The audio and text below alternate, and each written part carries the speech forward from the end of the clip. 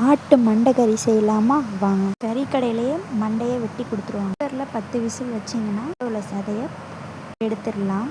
பேனை வச்சு எண்ணெய் ஊற்றி எண்ணெய் நல்லா ஹீட் ஆகட்டும்.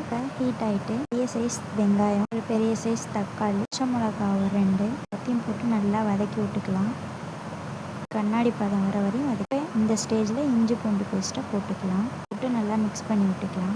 மண்டை கறியாக நம்ம எடுத்து வச்சுருக்கோம்ல, அதை மட்டும்தான் வெங்காயம் தக்காளியோட சேர்த்து நல்லா வதக்கி விட்டுக்கலாம். உருளை கறியை வேக போடும் போது உருளைக்கிழங்கையும் நான் வேக போட்டேன். இதோட போட்டுடலாம். மட்டன் மசாலா எந்த மயத்துக்கு தேவையில்லை. இல்லை அரைக்கிற குழம்பு தூள் இருக்குல்ல, அது 1.5 ஸ்பூன் போட்டு 1/2 கிளாஸ் தண்ணி ஊற்றிக்கலாம். நல்லா மிக்ஸ் பண்ணி விட்டுக்கலாம்.